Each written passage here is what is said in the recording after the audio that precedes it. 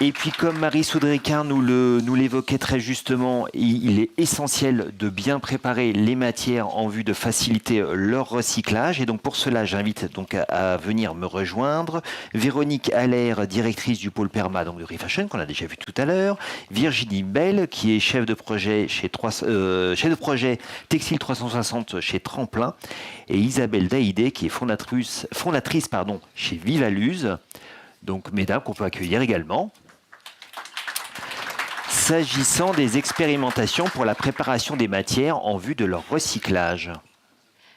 Alors, je vous le disais en introduction, aujourd'hui, l'objectif, c'est de vous montrer comment on a pu lever des verrous, lever des blocages et montrer que c'était possible. Et les expérimentations en font partie. Il faut savoir que les expérimentations, Refashion a été le premier à, en quelque sorte, industrialiser les expérimentations et vous allez voir la réalité de ce que j'avance.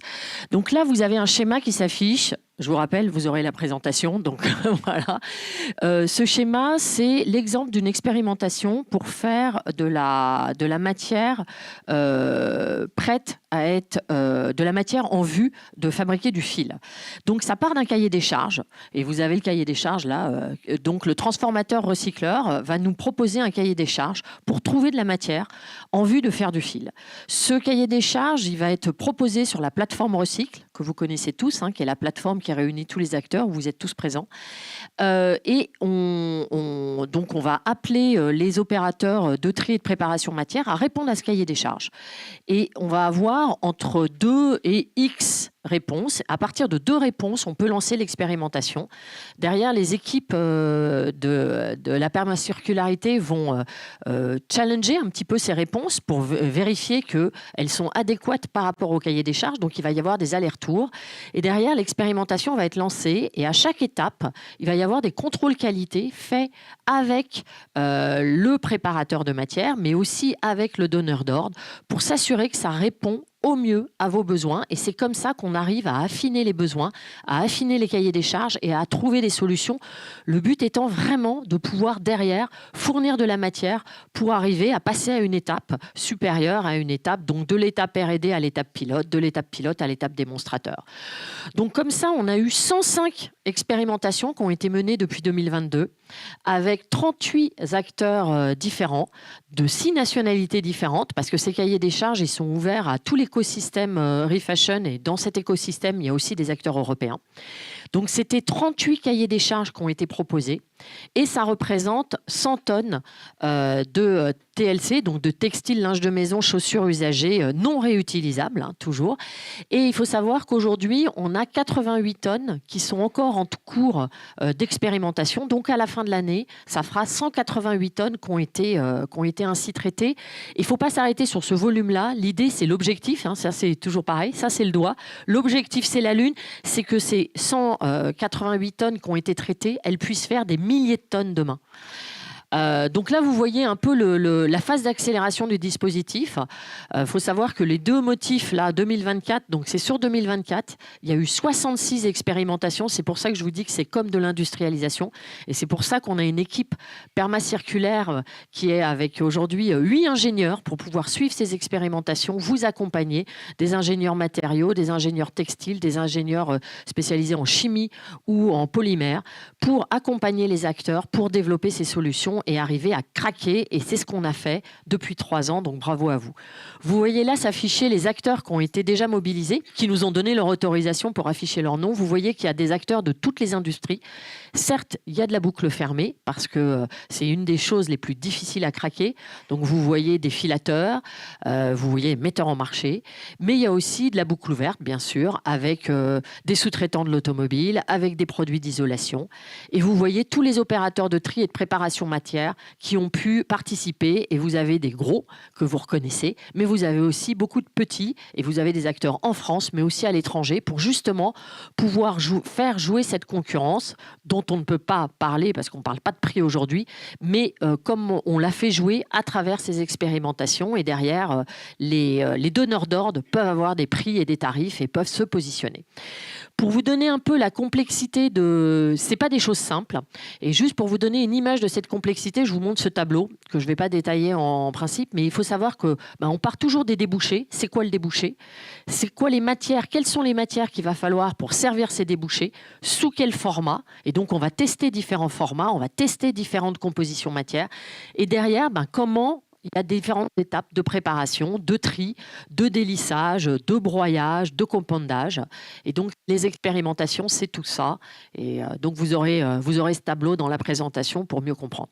Pour vous illustrer encore comment on a pu craquer des débouchés et comment on a pu lever des situations de blocage, vous voyez en vert, c'est tout ce qui a été testé et débloqué avec des augmentations des caractéristiques des produits, des augmentations de la performance des solutions de recyclage. Donc en vert, c'est tout ce qui a été craqué. En jaune, c'est là où on a encore des progrès à faire. Ça ne veut pas dire qu'il n'y a pas de solution. Dedans, là, il y a c'est petit, donc je vous dis, il y a la dépolymérisation et il y a du compondage. Mais il y a encore des choses à craquer sur ces solutions-là. Et donc, on continue et c'est en cours. C'est en cours, c'est maintenant et voilà. Alors, quels sont, ça c'est le point le plus important, les enseignements majeurs après 4 campagnes, après 3 années d'expérimentation? Déjà, c'est qu'aujourd'hui, et on le sait, il y a des matières ou des couleurs qui sont trop rares. Et Geneviève en parlait, on n'a pas des solutions aujourd'hui de recyclage sur toutes les matières ou sur toutes les couleurs. Le noir de carbone en fait partie, mais on a ici un acteur qui est en train de chercher des solutions sur le noir de carbone, donc je suis confiante, on va le craquer bientôt. Mais il faut savoir qu'il y a 50% du gisement, plus de 50% du gisement sur lequel maintenant on a des solutions de recyclage et on peut les industrialiser. C'est pour vous donner quand même une idée de là où on en est aujourd'hui. Ensuite, on le sait, le recyclage en boucle fermée, qui est le Graal, oui, c'est compliqué, mais on sait le faire. Et désormais, on arrive à avoir des fils de très haute qualité. On a plusieurs filateurs aujourd'hui avec nous, des filateurs français, des filateurs étrangers. On sait faire du fil de qualité. Et il y a encore des choses à poursuivre pour arriver à baisser les coûts, mais on sait faire, même si c'est compliqué. Ensuite, le recyclage chimique. Alors, le recyclage chimique, on en parle beaucoup. On a aussi dans la salle un certain nombre d'acteurs. Oui, on est encore au stade R&D sur le recyclage chimique. Il n'y a pas encore d'industrialisation, mais là aussi, il y a des solutions qui existent. Il faut juste qu'on arrive à les faire passer à l'échelle. Et donc, on doit continuer à les accompagner en R&D. C'est très prometteur, ça pourra faire beaucoup de volume, mais il y a encore des choses à débloquer. Sur le tri automatisé, c'était là aussi un Graal. Il y a 5 ans, on disait on en rêvait et ça ne marchait pas. Ça y est, maintenant, ça marche. Ça marche. Là aussi, vous avez un certain nombre d'acteurs qui sont là aujourd'hui avec nous, que vous pourrez rencontrer. Et on va progresser. C'est-à-dire que justement, on a besoin de ces expérimentations pour faire progresser ce tri automatisé, parce que maintenant, il est en place, il est dans un certain nombre de structures, mais il faut qu'on continue à travailler dessus pour le faire progresser, pour aller chercher les 50% de matières restantes pour lesquelles on n'a pas de solution aujourd'hui. Et puis, commencer à industrialiser les solutions qui existent et pour lesquelles on a fait les démonstrations. L'éco-conception, on en parlait juste avant, l'éco-conception est absolument clé pour le recyclage de demain. Et c'est pour ça, les pénalités, elles ne visent pas à les pénaliser les metteurs en marché. C'est surtout pas ce qu'on veut faire. On veut les accompagner avec de la pédagogie pour que demain, le recyclage soit plus facile, plus accessible. Et donc ça, c'est tout le travail de pédagogie qu'on fait avec l'éco-conception. Et on a eu, par exemple, un événement, là, juste avant, en décembre, sur l'éco-conception pour mobiliser tous les metteurs en marché. Ça fait partie aussi des missions de l'éco-organisme. Et à travers les éco-modulations et les pénalités, on va dans ce sens de mobiliser les metteurs en marché sur l'éco-conception. Et puis, c'est les opérateurs de tri, c'est engager les opérateurs de tri, ceux qui traitent ce gisement, ceux qui reçoivent la collecte, ceux qui reçoivent tous les déchets, les mobiliser pour accompagner tous les acteurs dans ce premier tri qui va faciliter le surtri derrière automatisé. Ce premier tri, il est très très important parce que s'il est fait de manière qualitative, le surtri sera beaucoup plus efficace. Parce que d'un côté, c'est manuel, de l'autre côté, c'est automatique et c'est mécanique, c'est avec des machines. Mais si on n'a pas cette première étape de tri, et c'est pour ça que c'est très important d'avoir à nos côtés l'engagement des opérateurs de tri pour diversifier leurs débouchés. Des tests sont en cours, je vous le disais, sur des nouvelles matières, sur ces nombreuses matières pour lesquelles on cherche encore des solutions, sur ces nombreuses compositions matières, hein, parce que comme vous le savez, nos déchets, ce ne sont pas des matières, ce sont des produits avec des matières multiples. Donc on a encore beaucoup de tests à faire et on a encore beaucoup de tests à faire pour améliorer aussi les formats de préparation. Mais c'est en marche et ça avance et ça progresse et il y a déjà un certain nombre de solutions qui ont été trouvées.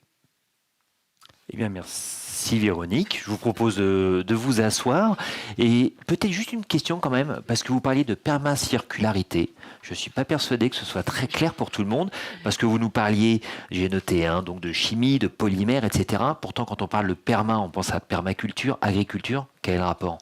Alors, on a justement choisi ce nom par rapport à la permaculture parce que toute l'équipe permacircularité, c'est les équipes R&D, recherche et développement, qui sont là aujourd'hui, mais c'est aussi les équipes réemploi. Le réemploi, c'est un très fort enjeu, on vous l'a dit en introduction, et c'est aussi les équipes d'impact environnemental. Et sur tous ces sujets, on a des choses à inventer, et le seul moyen d'inventer concrètement et efficacement, c'est de tester, d'expérimenter, ce dont on parle aujourd'hui, d'expérimenter et avec les acteurs, de mettre au point des solutions. Et c'est ça tout le principe de la permacircularité, c'est comment on expérimente pour aller vers une économie circulaire, ce qui est notre objectif à tous. Donc il y a bien un parallèle entre permacircularité et permaculture, ça, je m'y trompais. Bref, en tout cas, merci pour cette précision. Effectivement, c'est plus clair. Et du coup, donc, nous avons donc 2 témoignages, à l'instar de la table ronde précédente, d'acteurs de terrain, donc qui ont donc d'actrices en l'occurrence de terrain, qui ont donc participé aux expérimentations. Avec vous, pour commencer, Virginie Bell, je disais, vous êtes chef de projet Textile 360 chez Tremplin, donc une association d'économie sociale et solidaire. On a vu votre logo tout à l'heure s'afficher. D'ailleurs, il s'affiche à nouveau. Pourquoi est-ce que vous avez participé à une expérimentation? Qu'est-ce qu'elle vous a apporté? Mais déjà au final, enfin, même pour commencer plutôt, en quoi est-ce qu'elle a consisté? Alors déjà, nous, à Tremplin, on a voulu travailler sur un changement de modèle. On a vu tout à l'heure, il y a eu des éléments de contexte qui ont été amenés sur l'export. Et l'association Tremplin, donc basée à Bourg-en-Bresse, s'est donné 3 ans pour renoncer à l'export et relocaliser l'ensemble du traitement de ces déchets textiles. Pour pouvoir le faire, on a eu vraiment le soutien de Refashion et on a pu lever des freins technologiques, c'est-à-dire qu'on pouvait reconnaître manuellement le coton et les chaussures, on pouvait les trier et après on était complètement bloqué justement à cause des matières synthétiques ou des mélanges de matières et donc on a pu équiper le centre de tri avec des scans matières, ce qui nous a permis d'accéder aux expérimentations, ce qui n'aurait pas été possible sans lever ce frein-là. Et ensuite, donc, participer aux expérimentations a été très utile parce que ça nous a permis d'éprouver le process et d'éprouver une nouvelle façon de travailler avec des partenaires, des cahiers des charges extrêmement précis. Et donc, par exemple, avec Isabelle, on a fait plusieurs expérimentations. Alors là, c'est pas forcément sur le tri matière, mais on y vient finalement petit à petit. Mais après, voilà, sur le détail. Mais nous, ça a été vraiment très utile pour performer un petit peu le modèle. Quand vous dites on y vient au tri matière et en même temps, si vous avez des scanners, j'imagine que c'est pour trier la matière et pas pour trier la couleur. Alors, je parlais plus spécifiquement de l'expérimentation avec Vivalus et avec Isabelle. Après, on s'est positionné sur plusieurs. On a fait 2 ou 3 campagnes maintenant sur ces expérimentations. Donc vraiment sur des trimatières. Et ce qui est extrêmement utile, je vais parler par exemple de l'exemple du polyester. Donc on est équipé avec les spectromètres Matoa. Donc on est équipé aussi grâce à la veille technologique qui a été faite par Refashion. Nous, on ne pouvait pas acheter des tables de tri très onéreuses. Au niveau de l'association, on n'avait pas la trésorerie pour ça. Donc on a pu s'équiper à moindre prix et avec des éléments extrêmement efficaces du coup, puisqu'on a des retours d'expérience qui vont juger la qualité du tri. Et donc, comme cette qualité de tri est bonne, eh bien, ça permet de poursuivre ensuite les relations vers un partenariat plus durable avec les partenaires.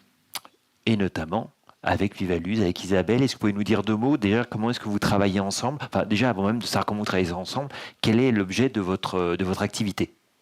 Merci. Donc, bonjour. Donc, moi, je suis Isabelle de chez Vivalus. L'idée de Vivalus, en fait, c'est de transformer les vêtements post-consumer usagés en nouveaux matériaux, que ce soit des matériaux souples type feutrine ou des matériaux composites type plaque, pour des usages où l'esthétisme est important. Aujourd'hui, quand on parle recyclage, on pense beaucoup à tout ce qui est isolation, on en parlait tout à l'heure, isolant, ou l'industrie automobile, etc. Là, mon idée, c'était de se dire comment on fait rentrer dans les intérieurs des particuliers ou des entreprises des produits textiles recyclés, avec tout ce que ça implique dans l'esthétisme. C'est-à-dire qu'un textile recyclé, il a un côté un peu brouillé parfois. Et le consommateur final, il n'est pas toujours enclin à aimer cet esthétisme. Donc l'idée, c'est à travers la couleur, comment on peut agir sur le ressenti du consommateur final pour qu'il achète le produit et qu'on puisse du coup utiliser plus de textiles recyclés dans les produits.